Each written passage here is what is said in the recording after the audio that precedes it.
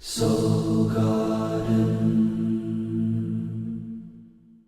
Why does every guy cheat on you? Trust me, I know. How come girls always call you their friend? I can tell you. We'll talk about your strengths and we'll talk about emotions. Secrets of Birthdays, now live for purchase. Check out yours at secretsofbirthdays.com.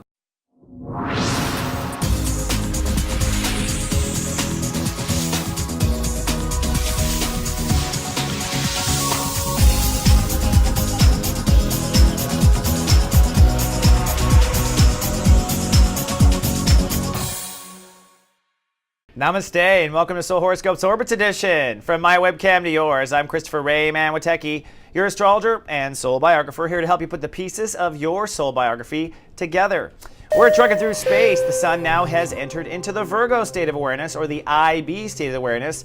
This is as real as reality gets. It's the five senses. It's your health, and it's the possibility of integrity and transformation. But in this particular week, we move from step 2 to step 8, and we'll be committing to what we want to change. Looking at the moon starts in Aries, then shifts to Taurus for a couple of days, where there'll be a soul pyramid in Earth, then Gemini for 3 days. That's going to be a little insane. And then Cancer at the end of the week, where the moon will cross the grand square that we have going on. The signs most affected by this are Aries, Libra, Taurus, Scorpio, Gemini, Sagittarius, and the Cancer, Capricorn spectrum is affected indeed. Now, looking at Mr. Orbits, man.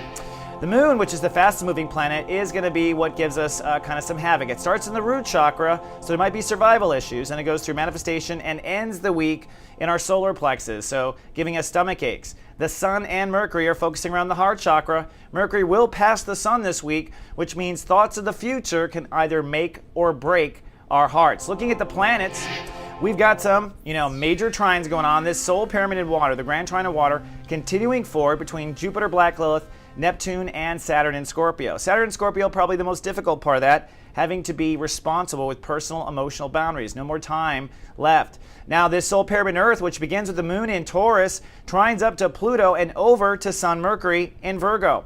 This means that as soon as you update your emotional life, you'll see your actual physical life start to change immediately. But not change too much. That's because we're in an all stop down with the grand square or grand cross, however you want to look at it, which is technically triggered by Venus in Libra. Venus in Libra is pushing for justice to be served here on the planet, and that's struggling against ego. So it's ego versus justice, kind of a classic battle on Earth. And of course, Jupiter, our emotions, opposing Pluto and Capricorn, the rules. So emotions versus rules, ego versus justice. This pretty much holds the traffic up on Earth. Nothing's going to change for a while, at least not in business plans, etc. Probably until after Labor Day weekend. And this grand cross or grand square is really the reason why. You can see here the moon will cross through Cancer at the end of the week. That's where it crosses that grand square again and crosses Mars and Jupiter. So leading up to Lightcast Day next week. But before we talk about Lightcast Day and next week, let's talk about this week. Let's take the Ascension elevator up and get a full 360 view of you. Folks, this is your captain speaking. We realize you have a choice in the astrologers you choose to fly with, and we'd just like to thank you for flying with Christopher Witecki. Hello, my producers, and welcome to 33,000 feet for a bird's eye view of you. This is for Tauruses and Taurus risings. Well, the sun moves into Virgo. That's an earth sign just like you. That should be a comfort for a while. I know as an earth sign, I certainly do appreciate when the earth stops moving for a second. This is a Taurus who does like to stay on the ground here personally. We're shifting from emotions and emotional foundation now to personal dreams. My favorite transit. And it's funny, I was thinking the other day about how I always like to go back to school, and I thought, it's not really about going back to school. I mean, school was always kind of not enough fun as it was. But I always loved that time of the year, and now in astrology I know why. It's because Tauruses and Taurus risings, the harvest is when you get your whole, all the work pays itself back. This is the harvest of the season, and Tauruses are producers, and Taurus risings are too. We make things, we plant things, we grow them, we make something out of nothing. And in Virgo, we harvest them. And for you, this is about harvesting your personal dreams and bringing them into the forelight.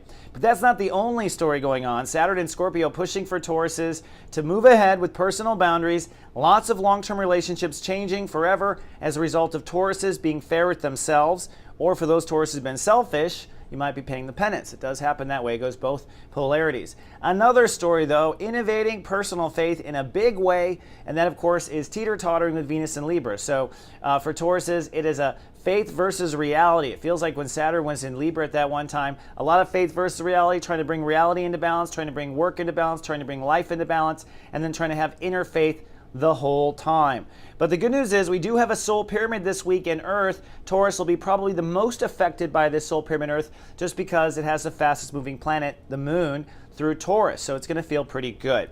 So as we start off the week here, the planets, the sun, we're moving into joy. That's the highest vibration of where the sun's going to take us. We start in love, we end in joy. We're talking about the inner child. We're in chapter 1 of the sun of inner child, stepping into the I love consciousness. And this first means you have to clear all the debris that keeps you from loving yourself.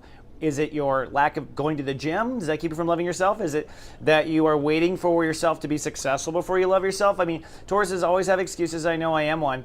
But this week, you're going to remove your excuses for loving yourself and put your life in perspective, detail by detail, says Virgo, until you feel happy. So it's the rescue and restoration of the inner child. Now this week, Mercury will pass the sun. That means we're going to think from the past and move into the future. For Tauruses, this is a lot of daydreaming and personal light casting for what their heart truly desires. You will not be wasting time this month by dreaming or escaping from reality for a little while to put into fantasies and creativity. This is the highest creative transit of the entire year for you. Now, Jupiter back in Cancer is still forcing for Tauruses to have a different emotional mindset. And this week, you'll expand into uncomfortable or new emotional thinking. So your emotional mindset will be different than the past. And on Tuesday, a quantum breakdown of thoughts or breakthrough. It could be a breakdown conversation or breakthrough conversation, but it is no turning back after that point. Black Lilith at step 8 says, Tauruses need to be decisive about what sort of emotional mind games are dead forever. And although it may feel like it plagues you this life, Black Lilith says it plagues you for many lives. Now, Saturn and Scorpio working on the mirage. The Saturn is now conjuncting the North Node at 10 degrees. This means it's now time for Tauruses to hold space for the highest mirage light. That's what 10 degrees is when you're in full integrity with the way you treat yourself. You treat yourself well first, and then you move out to relationships to see how they work. Now, Saturn is in that process only on step 6, where you're currently making peace with yourself for most of the week, and then connecting to God consciousness at step 7 at the end of the week. Now, last week, it really kind of harbored around that full moon that happened in Aquarius, very intense full moon. It was a tug of war, ultimately, between emotions in career and taking care of yourself in home, family, and foundation. And that tug of war led to perhaps a breakdown or a test of faith through last week. Could have been with career, could have been with money, because at the end of the day, what you were learning was emotional security, holding emotional security despite whatever odds. This week, we've got quite a fireworks scene going on. The moon is in Aries on Sunday, so it's a real test of faith through the weekend for the bulls, and you're holding space and feeling stronger and finding that new strong space. But the moon moves into Taurus late Sunday afternoon and into Monday, and it creates that soul pyramid. Now, for Taurus and Taurus risings, that means you'll be feeling really good about your ego. You'll be starting to have a different belief about life, says Pluto in Capricorn, and you'll be beginning to feel different about the way you look at your personal dreams or your heart. So really, in essence, it's your ego that comes to defend the inner child on Monday and Tuesday, Sunday, Monday, Tuesday. And as the ego comes to defend the inner child, there is a belief change, I think, that happens, which clears space for your inner child. So by feeling strong for yourself and really looking at what's in the way of your personal dreams, I think you'll start to see, hey, we can just change this. And then I think you'll realize with Pluto, gosh, why was I believing that? Why was I tolerating that? You know, beliefs become very invisible. It's hard to root them out. So on Sunday and Monday, it's a lot of inner space, a lot of processing, but you're setting up for some good stuff. And Jupiter in Cancer says that you're moving into a new foreign mindset. Just stay and remain open. Now, on Tuesday, it's the first breakdown of the season. Your inner child might hear some bad news that creates a heartbreak. There is some heartbreak sometimes when our hearts are attached to people or ideas that are unrealistic as far as other people or ideas want to put it back into. Or sometimes, you know, we fall in love with movie stars and that's just way unrealistic. But whatever it is, it's kind of the carpet being pulled out from the inner child on Tuesday, and some reality hitting home. Now that also, there's some quantum breakthrough that happens with your thinking too. Notice Jupiter in the rainbow lightning bolt, so you will be thinking differently as a result of that breakthrough. On Wednesday, you will have breakthrough. If you didn't have it on Tuesday, by breakthrough I mean you will understand what went wrong at that party. And then on Thursday, finally Venus rules the day, restoring balance and order back to the inner child. So the inner child might be unhappy from Monday to Thursday, FYI. Friday, it's a cloudy day. You're going to kind of be very introspective. The moon in Cancer makes you very, the moon was in Gemini helping you manifest during Wednesday and Thursday, excuse me. But then on Friday, it moves into Cancer, making you very pensive. Psychic day with Neptune, so you're kind of logging in, probably trying to figure out what's going on. Again, what is the whole topic? It is your inner child, right? So although we have all these emotions going on and rebalancing, we're trying to get to the root of what's in the way of our inner child. We're trying to name the details. We're trying to be honest with ourselves. We're trying to be flexible with our boundaries. And on Saturday, it's time to commit to what is in the way of love and loving yourself. What's in the way of loving yourself? What's the way of loving yourself in your life? What relationships are in the way? What projects are in the way? What's in the way of joy? That is how we end the week, and hopefully you're making a commitment to yourself about that truth.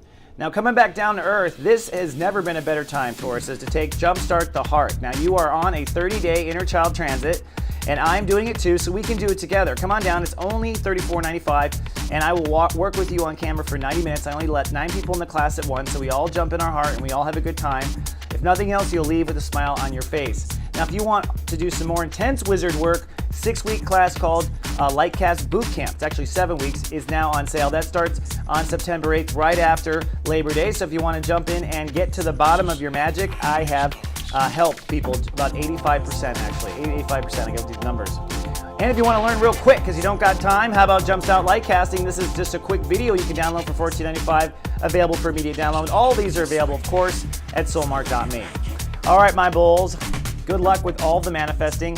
Hang strong in the Grand Square and Grand Cross. It is making things feel kind of uncomfortable. And realize that I'm here for you always. Namaste and live, love, be.